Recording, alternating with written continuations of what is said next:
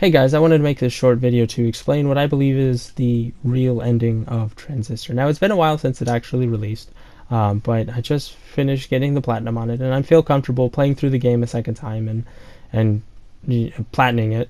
That I just feel like I got a better understanding of what's actually happening at the end scene of the game. And to better understand that, I believe that well, first of all, you have to take the game as a whole. It's easy to just take the ending as it is, in the same way you can easily just play the whole game, then see the ending and say, oh, that's the ending, cut, and that's it. That's what we got. And I feel that if you do that, you kind of take away a lot from the story. And you also, I think you make a lot of mistakes doing that. So first of all, I want to warn, if you don't want the ending spoiled to you, don't watch this. Though I would suggest you go ahead and watch this. If you're in the middle of beating the game, then perhaps go and finish it. But yeah, just spoiler warning here. I'm going to spoil the ending for you. But before we get into that, I want to explain some of the things that I feel I've discovered throughout playing the game again. And that is, first of all, I believe Cloudbank is something along the lines of Oasis from Ready Player One. Cloudbank, the name itself kind of gives that away. Cloud bank, a online storage bank, something like that, where people can log into this virtual world and escape their reality. The very nature of Cloudbank, I feel, points to this, the very digital nature of it. When people perish, they leave behind trace data.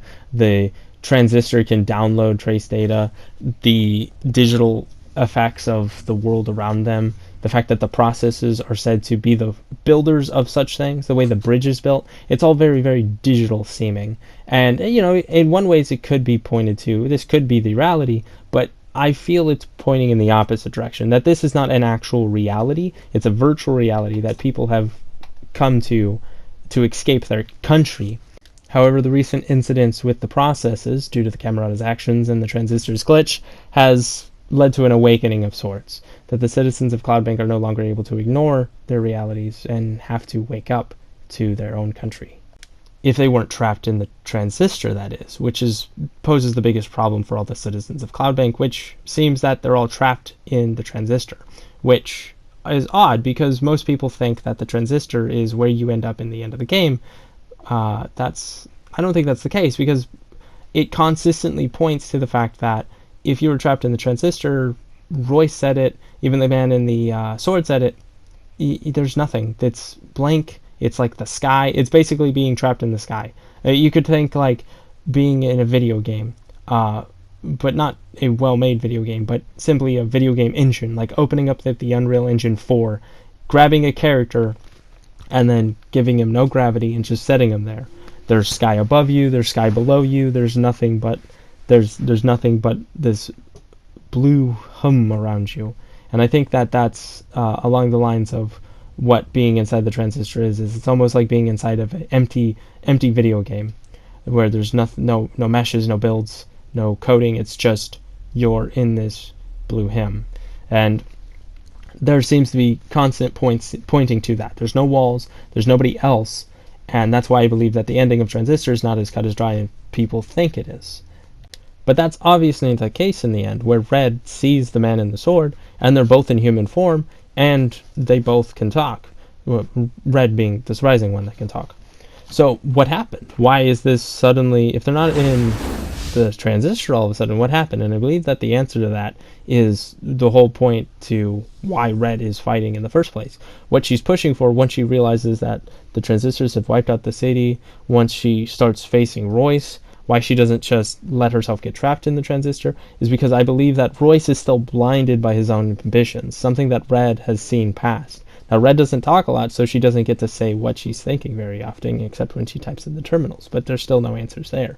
But I believe that the actual ending of Transistor is this. Red integrates her data with the Transistor and destroys her from the inside, immediately releasing all the trapped citizens of Cloudbank out of the Transistor back into reality. Rather than going back to Cloudbank, which has been wiped clean by the Transistor and by the processes, they are now brought back to reality out of the digital realm completely. And you get this kind of theme from the credits when you see the man in the sword his memories and how they're all kind of digital. They have the gold digital theme around them, and it shows him with red, and it scrolls up and up and up until it finally gets to him back in reality, where it fades to color, and he's like, hey, when he sees red, and she's like, hi.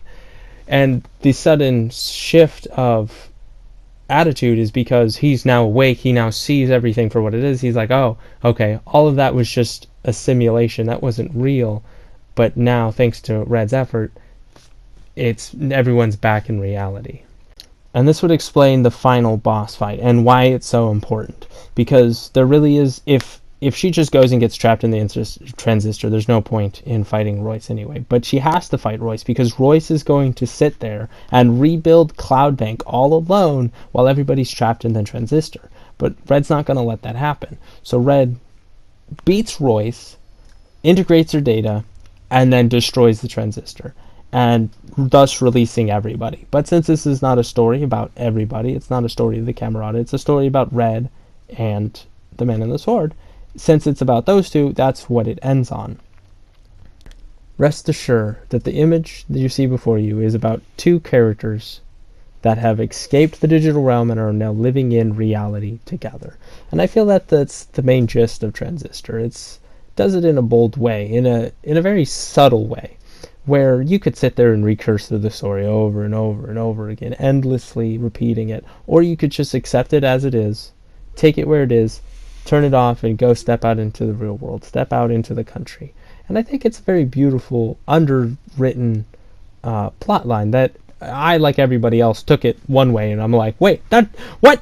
But then playing it again made me realize, wait a second, this doesn't add up. These things don't add up to what it's trying to appear. If you just take the ending as an excerpt, you're like, hey, this is how it ends. But if you actually look deeper at all the terminals, at all the data, at the entire kind of like theme of the game, it starts to fall into place that that's not really what happened. What happened was Red kept fighting, kept pushing, and even when everybody else was just, even when the sword guy was like, all right, I'm cool with it, I'm gonna settle in, I'm gonna be this transistor, and I'm cool with it, Red's like, no, you know what, it's about time for Cloudbank to end. So she destroys the transistor, she leaves Cloudbank behind, and she goes and joins with her buddy in the real world.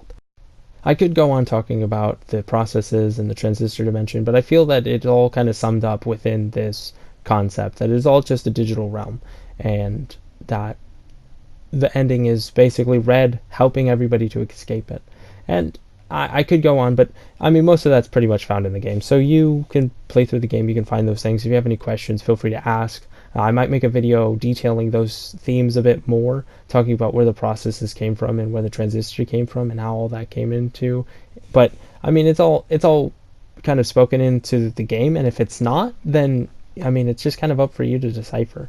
But I do feel that this is very close to what the developers wanted you to walk away from the story feeling, where you could take it as one thing if you just kind of finish the game quick and take it as is. But I feel that this is the actual ending. And yeah, so thanks for watching. I know it's kind of a hefty video with a lot of me talking. I don't have too much action, but yeah, just please leave any feedback. Tell me what you think, and feel free to leave any disputes to what you think about my version of Transistor's ending. Anyway, I hope you guys have a good time. See you later.